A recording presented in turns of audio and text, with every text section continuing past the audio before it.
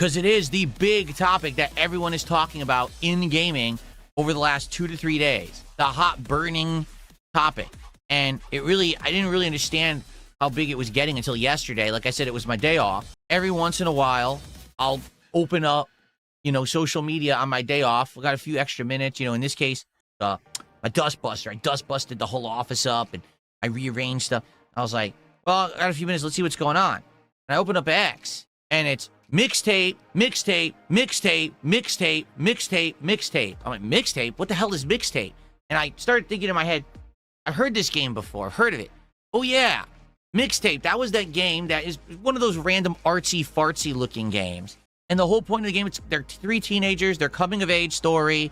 They're coming into from youngsters to adulthood.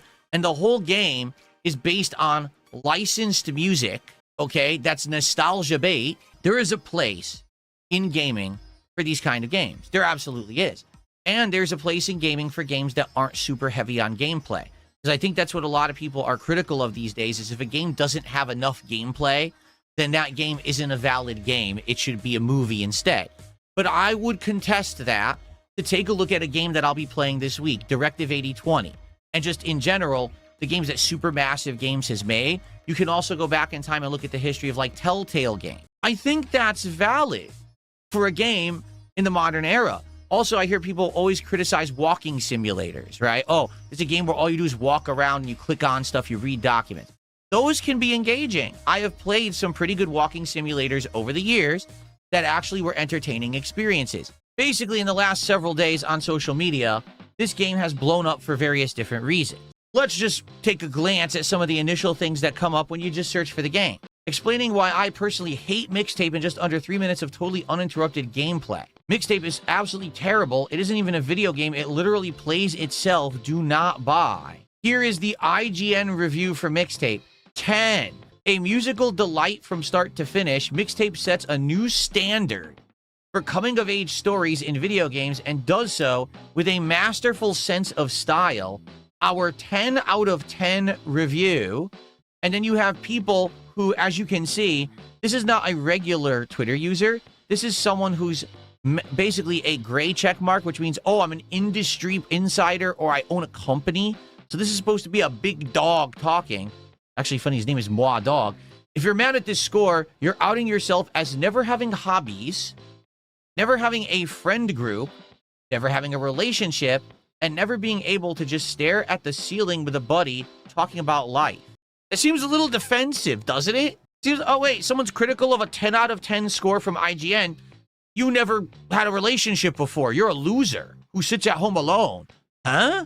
Can we take a few steps back? That sounds pretty harsh. If you're wondering what some of the criticisms are of this game, we could take a look at one literally right here. Now remember, this game is supposed to be nostalgia.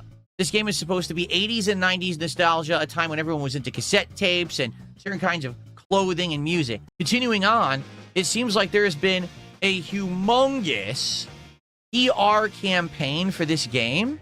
For example, this company, Annapurna Interactive. So Annapurna actually put together this crazy package of stuff that they gave influencers.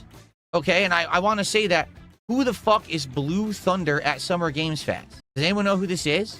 Well, he got this game early, and they sent him an insane press package. Okay, this press package that they sent the guy included, like, an actual replica of the Mixtape CD that they have in the game.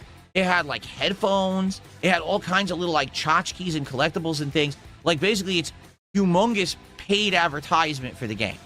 And he actually put out this post on X about it on May 8th without disclosing the fact that it was blatant advertisement for the product, and therefore he violated X's rules, and I'm shocked that this guy's Twitter isn't shut down, because that's actually illegal. You actually can't do a promotion without disclosing it's a promotion. That's a huge lawsuit. In fact, Xbox themselves got sued for this about a decade ago. This game makes you feel like a child. Xbox share Mixtape. So Nico seems to really like the game. Here is all the reviews for Mixtape. IGN 10, VGC 10, CGM 10, Day 1 10, Wellplayed 10, Xbox Tavern 10, The 6 Axis 10, Gaming Trend 10, DualShockers 10, PSLS 9, Redcon 9, GameSpot 9, Push Square 9, Monster Vine 9, Nintendo Life 9, Game Reactor 9, Game Informer 9. But then when you actually scroll down, you read people who've played it, not the games journalists, okay? But people who actually played the game. Entire portions of Mixtape is a joke. 10 out of 10 for IGN and entities that don't want to play games. AstroTurfed soy.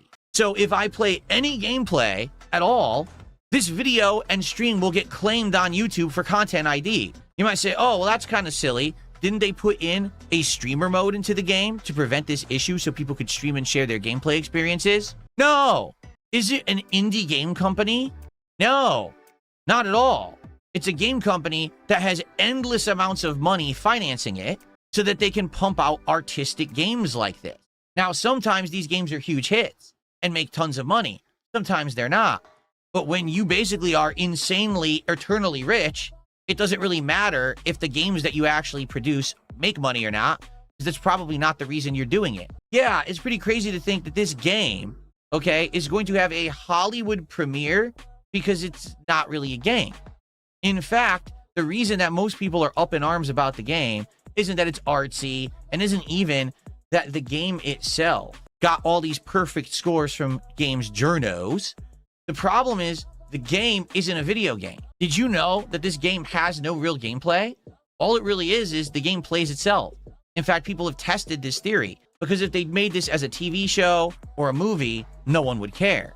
But when you make it a video game financed by a billionaire heiress, right? A Nepo baby, and this is a company that pumps out artistic games, now you can get games journalists to say it's a 10 out of 10.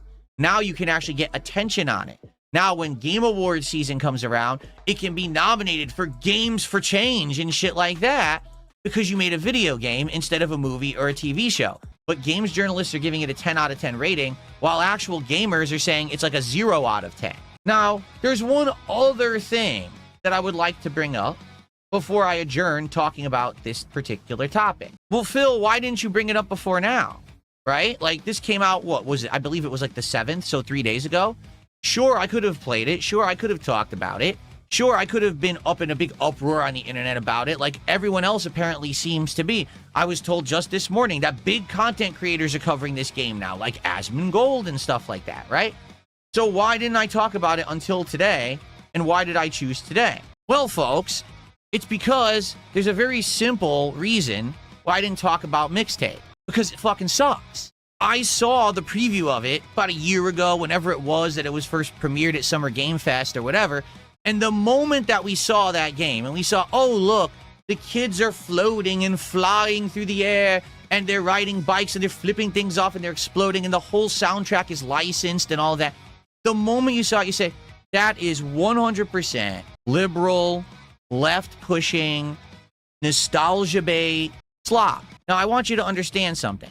There are people who probably like that kind of game, and that's okay. Like I said, I feel like in the gaming landscape, there's space for every kind of game. Okay, there is. In this today, there's not. Now, gaming has become so big and so mainstream that there's tons of games that can be produced for different kinds of audiences. There is an audience for Mixtape. It's about 2,000 people, because that's about a number of people who reviewed it on Steam. And that's about the number of concurrent players that the game is getting on Steam right now. It's about 2,000 people. But I know it's not for me. Therefore, I didn't care that it was coming out. I didn't follow it. I didn't stalk it. I didn't study it. I wasn't anticipating it coming out so I could play it and say it sucks. However, in today's modern landscape, we have a problem. We have two groups of people who want to butt heads together, much like currently in politics in the United States, we have this problem. We have the leftist liberals, and we have the conservative Republicans on the right, and they are constantly slamming. They never want to work together. It's like, you're my enemy, black and white, good and bad. They don't want to work together to make things better for Americans. Instead, they just want to argue with each other and constantly say that each other are villain. Sadly, what's happened, politics have become pop culture now. Our president, Donald Trump, was a reality TV star. And so what happens is the lines have been blurred with everything in the entertainment medium. How many times have I said in the last several years, I just want to play a video game? I don't want politics in my video game. I want to unplug from reality and the drama and the culture wars and the politics. I just want to enjoy a game at face value. Why aren't I allowed to do that? And the problem is what's happened is because This has happened in politics and in culture wars. Now it's permeated gaming. So you have the gaming journalists who have become ultra leftists all the way to the one side. Any game that's artsy, any game that seems to tug on the heart feels or has some kind of these liberal kind of leaning, plot lines, all of a sudden it's a 10 out of 10. It's the best game I've ever played. I can't believe it. And this has continued every single year since 2020, where you get the games journalists who are focusing on all these particular kinds of topics and feelings and reasons why they think games are great, while actual people who enjoy games, who play them for gaming's sake, not for the sake of an agenda or a perspective or some kind of, push, they say, we don't agree with you. A huge rift has occurred between the actual games journalists and the gamers. I've been saying in the last decade, I don't even understand why mainstream games journalism continues to exist. There was a reason why it needed to exist a long time ago. Before the dawn of the internet, before the dawn of live streaming everything, you needed games journalists. Today, we don't need that. Immediate interaction with every single game developer and publisher because they are talking about their games so early. They're putting out digital presentations. They're showing you early gameplay previews. Sometimes they even release demos and alpha versions. You know about a game months and months and months before it ever releases. So why on earth do we need a games journalist when the day a game comes out, your favorite creator already is playing it and giving you their opinion live for free? You don't need to go to some bloated website full of ads and garbage to sift through trash to find the review that tells you why Mixtape should be your game of the year 10 out of 10. So why does IGN exist? Why does GameSpot exist? Why do any of these websites exist? Money! Because this is how these games get pushed to the forefront. Money! It's big business, right? Companies like Annapurna and other games publishers and developers and companies are in cahoots with games journalists to get certain games pushed to the forefront. Okay, that's the only reason why games journalism is even pertinent or existing in 2026. Because if it weren't for the money, no one would give a shit. We've got people who we trust who every day tell us their opinions on games, and then we can judge for ourselves because we're not stupid. But those websites think you're stupid. For as bad as that is, and that situation is, there's another thing that has happened in the last couple of years that I've noticed notably that I think I need to call out now because I want to be fair.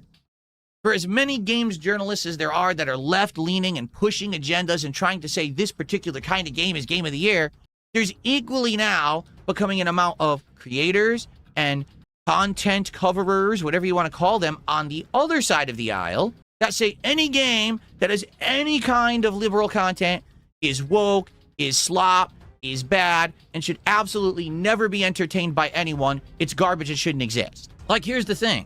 I can totally understand someone playing Mixtape and liking it. Someone who isn't really a mainstream gamer. They don't want challenge in their games. They're just looking for a cool narrative. And as long as the game is presented as such, and everyone knows, hey, this game's only about 2 to 3 hours long. You don't really play it. It's like watching a movie. All right. And as long as you're okay with that, then you should buy it.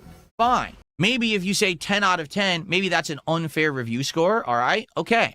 But the reason that it gets me is because I didn't know about Mixtape because I purposefully avoided it. Why would I be wasting my time complaining about Mixtape's existence? And the answer is simple, folks. For as much as there are leftist-leaning game journalists who want to push one narrative down your throat, there's now a group of right-leaning grifters who also want to push a narrative down your throat. Because the truth is, Mixtape isn't a big deal. No one cares about this game. In fact, you probably wouldn't even know that Mixtape existed if it weren't for these people creating this giant uproar on the internet right now about it. Why do I care if Mixtape wins Games for Change at the Game Awards? I don't. In fact, I don't care about the Game Awards because they don't mean anything. You want to know why? Guess who votes on the winners of the Game Awards? The left-leaning games journalists. So why do I care who wins Game of the Year? All these people right now who are in a big uproar about Mixtape, do you really think that they care if this thing wins Game of the Year or Games for Change? No, you want to know what they care about? The engagement on their fucking social media post. Getting the clickbait views on their YouTube video, claiming that Mixtape is a big deal. That's why I don't talk about it. That's why I'm not going to play it. I don't give a shit.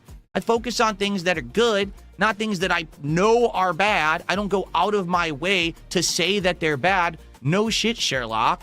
I know better than that. I have better things to do with my time. But a lot of people out there who make content don't respect yours that they're trying to get the hot topic that will get you polarized. Culture wars. Oh my God. You need to know about this. It's very important. And then 2 days later, something else happens and they forgot all about it like it never existed. Because that's all they care about. Your initial engagement, your initial attention. They're not there to actually make you understand something important. They just want you to click.